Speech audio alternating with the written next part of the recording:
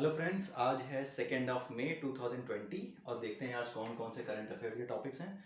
ये टॉपिक सारे इंपॉर्टेंट हैं। पहला है जल शक्ति अभियान, ठीक है, जो 2019 में शुरू हुआ था। दूसरा है जीआई टैग। जीआई टैग क्या होता है इसके बारे में बताऊंगा। और जीआई टैग कुछ नए आइटम्स को मिला है, ठीक है। वो आइटम्स कौन कौन से हैं, किन जगहों से हैं, उनको याद रखना बहुत जरूरी है, बहुत इंपॉर्टेंट है। ये एग्जाम में आएगा ही आएगा, किसी ना किसी एग्जाम में जरूर मिलेगा। तीसरा है हिजबुल्ला। हिजबुल्ला के बारे में एक न्यूज है और जर्मनी को लेकर के है वो। और चौथा है इंटरनेशनल बजट पार्टनरशिप। ये एक संस्था है जो ये बताती है कि किस देश का की जो सरकार है वो अपने बजट को कितना ट्रांसपेरेंट रखती है, यानी कितना ओपन रखती है पब्लिक के लिए, यानी पब्लिक के सामने वो कितना ओपन होती है इस बात को पूछने के लिए कि देखो हमें कहाँ कहाँ खर्चा करना है, हम कहाँ खर्चे करने जा रहे हैं, और अगर आपको लगता है कि यहाँ नहीं कहीं और खर्चे भी करने चाहिए या किसी क्षेत्र में खर्चा कम हो रहा है तो आप हमें बताइए। वो फीडबैक भी मांगती है। तो ये सब काम किस कंट्री में ज़्यादा होते हैं, बेहतर ढंग से होते हैं या नहीं होते हैं, उसके आधार पर हर कंट्री को एक रैंक दी गई है, ठीक है। तो उसी की बात है ये, तो इसको भी डिस्कस करेंगे। सबसे पहले शुरू करते हैं जल शक्ति अभियान के बारे में। जल शक्ति अभियान क्या है कि ये 2019 में शुरू किया गया था। ये इस पर्पज से शुरू किया गया था कि जितना भी वाटर कंजर्वेशन है, यानी कि जो पानी की उपलब्धता है, कुछ ऐसे जिले हैं पूरे भारत में, करीब 256 जिले ऐसे थे जिनको चुना गया था जल शक्ति अभियान के लिए। ये भी याद रखिएगा, 256 जिले ऐसे थे जहाँ पे पानी की बहुत ज़्यादा कमी थी, पानी का लेवल बहुत ज़्यादा नीचे चला गया है, या फिर पानी के जो संग्रहण करने की या उसका कलेक्शन करने की, उसको फ्यूचर के लिए बचा के रखने के लिए पॉन्ड्स वगैरह और ये जो बावड़ियाँ बनाई जाती हैं, कुएं बनाए जाते हैं, इसकी बड़ी कम व्यवस्था थी। यानी पानी को लेकर के वो जिले बहुत ही बुरे हालात में थे। तो उन 256 जिलों को चुना गया था जल शक्ति अभियान के लिए। अब इसके अंतर्गत होता क्या है कि जितने ज़्यादा से ज़्यादा हम बावड़ियाँ कुएं खोद पाएँ, अच्छे पानी के सोर्सेज बना पाएँ, उसके अंतर्गत इसमें काम किया जाता है। और ये काम कौन करता है? ये काम कराया जाता है जो मजदूर होते हैं मनरेगा के। मनरेगा का नाम आपने सुना होगा, अगर नहीं सुना है तो जाकर आप पढ़ लीजिएगा गूगल पे कि मनरेगा होता क्या है, ठीक है। मनरेगा में मजदूरों को काम पे लगाया जाता है जल शक्ति अभियान के अंतर्गत। ये न्यूज़ में इसीलिए है क्योंकि लॉकडाउन के दौरान भी ये तय किया है भारत सरकार ने कि जल शक्ति अभियान से जुड़े हुए काम नहीं रुकेंगे, ठीक है। इसलिए ये न्यूज़ में है और ये बहुत इंपॉर्टेंट भी है क्योंकि वाटर कंजर्वेशन की बात है। पानी एक इम्पॉर्टेंट टॉपिक है हमारे यहाँ, पर्यावरण एक इम्पॉर्टेंट टॉपिक है, इसलिए जल शक्ति अभियान भी एक बहुत ही इम्पॉर्टेंट टॉपिक हमारे लिए हो जाता है। तो इसके अंतर्गत क्या क्या किया जाता है? पहले तो ये कि जितने भी पानी के एरियाज हैं जहाँ पर भी पानी इकट्ठा किया जाता है उसके आसपास के एरिया को साफ किया जाए। जहाँ से भी पानी इकट्ठा होता है उस एरिया को साफ किया जाए। अगर पानी में किसी तरीके से कुछ ऐसे तालाब बनाए गए हैं या कुछ ऐसी बावड़ियाँ कुएं खोदे गए हैं और कुछ ऐसी किसी भी तरह की संरचना बनाई गई है जहाँ पे हम पानी इकट्ठा करते हैं, तो अगर वहाँ पे गाद भर गई है, गाद यानी जो मिट्टी भर जाती है, जैसे नदियों में मिट्टी हो जाती है बहुत ज़्यादा, तो कहीं पे अगर पानी इकट्ठा किया गया और वहाँ पे गाद भर गई है तो उस गाद को निकाल के बाहर करना। तो ये सारे काम जल शक्ति अभियान के अंतर्गत किए जाते हैं, ठीक है। और उसके अलावा पानी के इनलेट्स यानी पानी जहाँ से आएगा और पानी के आउटलेट्स यानी पानी जहाँ से पब्लिक के लिए जाएगा, उन सब की मरम्मत और उन सब के नए नए इनलेट्स और आउटलेट्स बनाना, यानी और नए इनलेट्स और आउटलेट्स का निर्माण करना, ये भी इसके अंतर्गत आता है। तो ये चीज़ें आप बस याद रखिएगा कि इतने इतने काम इसके अंतर्गत किए जाते हैं और मनरेगा के मजदूरों के द्वारा ये कराए जाते हैं। ये शुरू हुई थी 2019 में। ये स्कीम, ये जो योजना है जल शक्ति अभियान, ये 2019 में शुरू हुई थी, ठीक है। और 256 जिले इसमें शामिल किए गए थे, ये आप याद रखिएगा। ये काउंटिंग जो है आपको याद रखनी होगी। 256 जिलों को इसमें शामिल किया गया था। इसके अलावा आप ये देख लीजिएगा गूगल पे जाके, मुझे अभी याद नहीं है कि कितने रुपए इसके लिए अलोकेट किए गए थे, ठीक है। मेरे ख्याल से 48,000 करोड़ कुछ रुपए या 43, मुझे याद नहीं है, लेकिन आप उसको देख लीजिएगा। वो भी इंपॉर्टेंट है कि कितने हजार करोड़ रुपए जल शक्ति अभियान के लिए भारत सरकार ने लगाए हैं, और कमेंट में लिख दीजिएगा ताकि मुझे भी पता चल जाए, ठीक है। दूसरा देखते हैं जीआई टैग। जीआई टैग क्या होता है? कभी कभी हम कहते हैं ना कि ये जो पर्टिकुलर चीज है, ये जो खास तरह का फल है या ये जो खास तरह की मिट्टी है, ये केवल हमारे इलाके में पाई जाती है और कहीं नहीं मिलती, ठीक है। तो ऐसी बहुत सी चीजें होती हैं, चाहे वो मिट्टी हो या फिर कोई ऐसी कलाकारी हो जो किसी खास क्षेत्र में ही की जाती है। जैसे कि बनारस के पास एक जगह है भदोही, जहाँ कालीन बनाने का, जो कालीन होती है उसको बनाने का काम चलता है।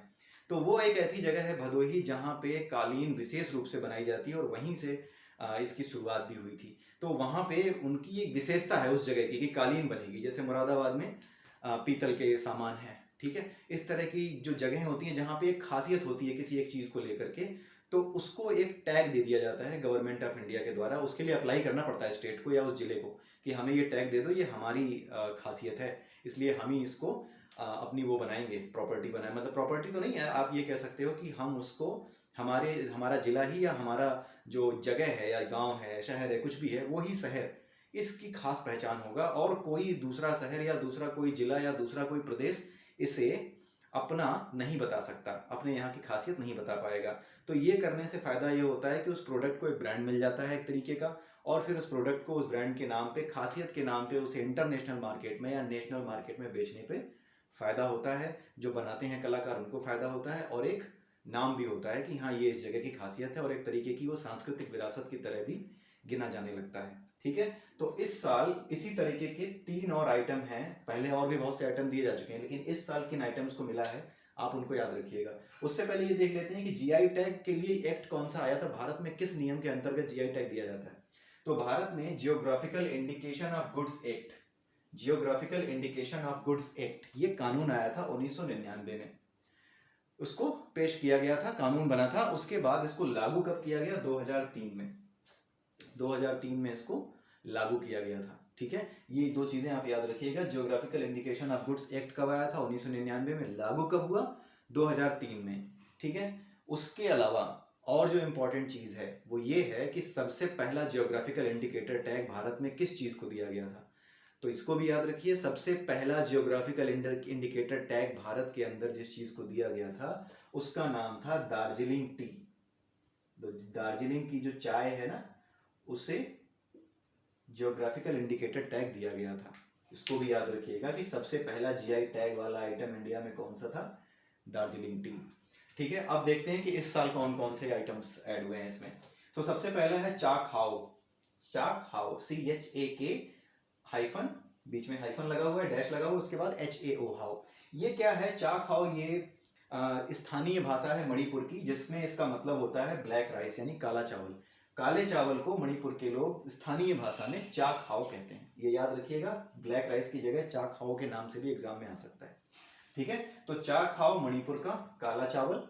काला चावल क्या होता है, इसमें न्यूट्रिशंस थोड़े ज्यादा होते हैं, और इसका रंग काला क्यों होता है ये भी याद रखिएगा, इसको भी नोट कर लीजिए। काले चावल का रंग काला एंथोसाइनिन एंजाइम के कारण होता है। ठीक है, एंथोसाइनिन एंजाइम नहीं कह सकते, एंथोसाइनिन एलिमेंट के कारण होता है। ठीक है, उसमें एंथोसाइनिन नाम का एक एलिमेंट होता है, इसकी वजह से ब्लैक राइस का रंग ब्लैक होता है। ठीक है, ये इंपॉर्टेंट है, साइंस के क्वेश्चन में आ सकता है। ठीक है, एंथोसाइनिन। दूसरा देखते हैं कौन सा है, टेराकोटा। टेराकोटा आप जानते हैं जो मिट्टी के बर्तन बनते हैं ना, बर्तन, या फिर आपने वो देखे होंगे बच्चों के जो खिलौने बनते हैं। यूपी बिहार में अगर आप देखें, यूपी में खास करके जो गोरखपुर का एरिया है वहाँ पे ये एक मिट्टी पाई जाती है जिससे इस तरह के खिलौने बनाना आसान होता है। ये थोड़ी सी जब इस मिट्टी को इकट्ठा किया जाता है तो इस तरह की होती है, थोड़ी चिकनाई लेके होती है कि इससे किसी भी तरह का रूप देना, खिलौनों का रूप देना थोड़ा आसान हो जाता है।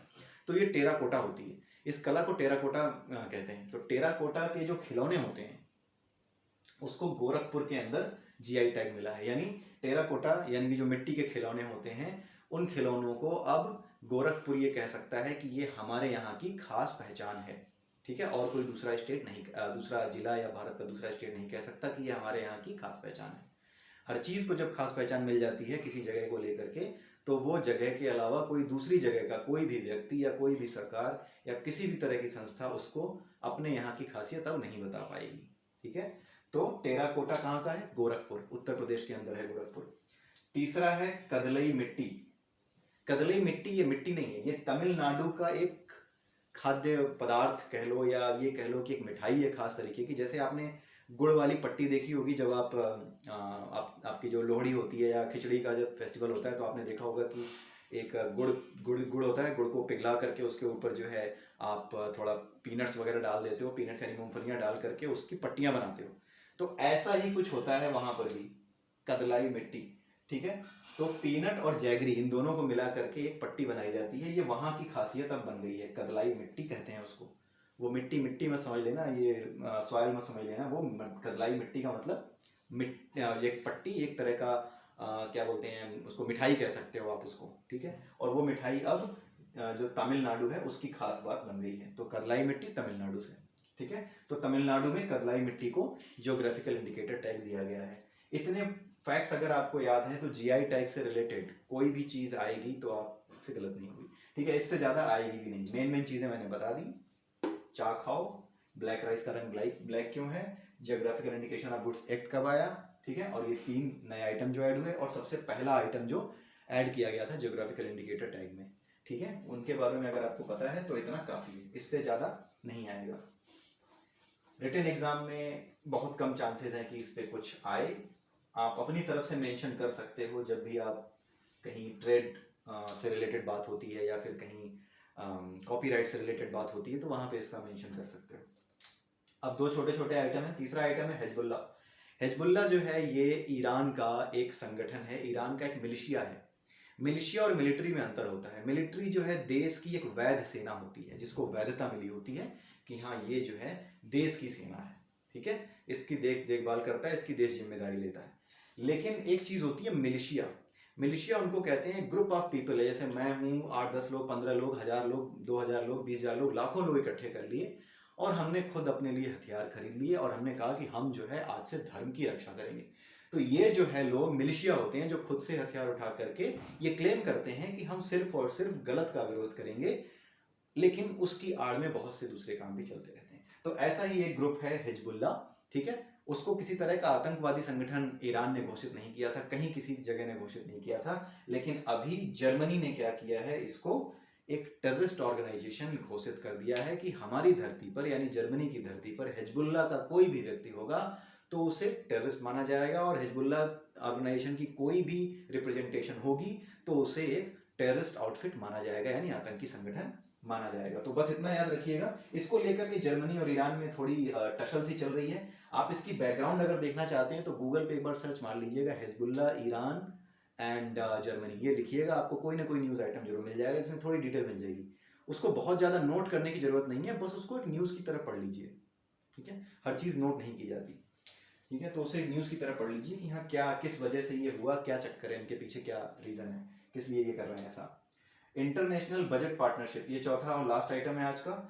इंटरनेशनल बजट पार्टनरशिप IBP, ठीक है, इसने एक रिपोर्ट तैयार की है। इस रिपोर्ट में ये बताया गया है कि कौन सा देश बजट को लेके कितना ज़्यादा ट्रांसपेरेंट है। ट्रांसपेरेंसी का मतलब कि कोई देश अपने देश के वासियों से, किसी देश की सरकार अपने देश के लोगों से जब वो अपना बजट प्रिपेयर करती है, जब वो अपना बजट तैयार करती है, तो उनके सामने बजट का कितना लेखा जोखा सामने रखती है, कितनी ज़्यादा बातें अपनी जनता को बताती है, समय से वो डॉक्यूमेंट रिलीज होते हैं कि नहीं, समय से न्यूज़पेपर में या मीडिया के माध्यम से जनता को जागरूक किया जाता है या नहीं, इन सारी चीज़ों को ले करके कुछ नंबर दिए जाते हैं हर देश को, कुछ नंबर दिए गए, ठीक है, उन्हीं नंबर्स के आधार पे उनकी रैंक डिसाइड की गई कि कौन पहले नंबर पे है, कौन किस नंबर पे है। तो आपको कौन पहले नंबर पे है वो आप मुझे लिख कर बताइएगा कमेंट में, ठीक है। इंडिया का नंबर मैं बता देता हूँ, 53 है, ठीक है, इंडिया का नंबर 53rd है, ये आप याद रखिएगा, इंडिया का 53rd नंबर आप याद रखिएगा, यही इंपॉर्टेंट है। और इंडिया के जो टोटल मार्क्स थे वो आए थे 49, 100 नंबर पे जो है 100 पॉइंट्स का टोटल है ये, और 100 पॉइंट्स में से इंडिया को मिले हैं 49, ठीक है, 49 आउट ऑफ 100। लेकिन अच्छी बात ये है कि इंडिया का ये जो 49 मार्क्स है ये ग्लोबल एवरेज से ऊपर है। ग्लोबल एवरेज कितना है, 45, यानी सारे देशों को मिला दिया जाए, सारे देश कितने हैं, 117 देशों के ऊपर ये सर्वे किया गया है, ये भी याद रखिएगा, 117 देशों के ऊपर ये सर्वे किया गया है, और भारत की 53वीं पोजीशन है, ठीक है, ठीक है, भारत की पोजीशन ठीक है, ओके है, ठीक है, तो 53rd पोजीशन पे इंडिया आता है, 117 देशों पे कुल किया गया था। और अगर इन 117 देशों की टोटल जो मार्किंग है, जो मार्क्स हैं, उनका एवरेज निकाला जाए तो वो 45 आता है, यानी जो एवरेज स्कोर है वो तो 45 है, लेकिन भारत का स्कोर कितना है, 49 है।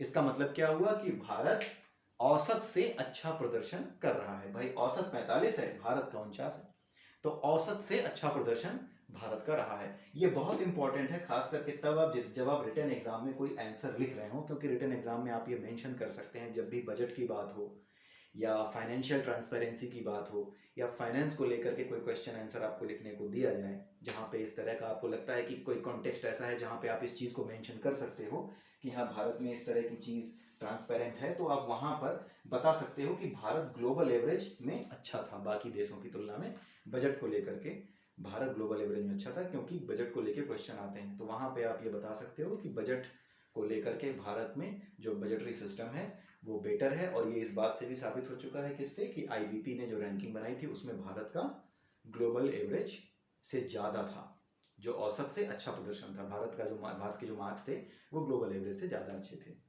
ठीक है, और भारत की पोजीशन भी सही थी। केवल एक देश भारत के अलावा जो कि एशिया का है, उसका प्रदर्शन भारत से अच्छा है, वो देश है चाइना, ठीक है। चाइना ने इसमें अच्छा किया है, इंडिया के कंपैरिजन में अच्छा किया है। लेकिन आपको सिर्फ और सिर्फ इंडिया की रैंक जानने की ज़रूरत है, 53rd। इंडिया के मार्क्स जानने की भी जरूरत नहीं है, और इस आईबीपी का नाम याद रखने की जरूरत है, और कुछ नहीं। रिटन एग्जाम के समय अपने दिमाग में इसको रखे रहिए, रिटन एग्जाम के समय कहीं लगता है कि कहीं लिखा जा सकता है, इसको मेंशन कर दीजिए, ठीक है। तो इतना ही है आज के लिए, यही 4 टॉपिक थे, और इन 4 टॉपिक्स के अलावा और कुछ आज मुझे इंपॉर्टेंट लगा नहीं, तो आप इसे नोट कर लीजिएगा। और कल मैं कुछ नए टॉपिक्स के साथ आऊँगा, या फिर परसों आऊँगा, क्योंकि कल संडे है। कई बार संडे को न्यूज़ आइटम्स बहुत कम होते हैं, तो अगर न्यूज़ आइटम्स कल कम होते हैं तो कुछ और कल मैं डिस्कस कर लूँगा, या फिर मैं फिर परसों बनाऊँगा, ठीक है, कोई नई वीडियो फिर परसों बनाऊँगा। सो तब तक के लिए have a nice day and bye bye.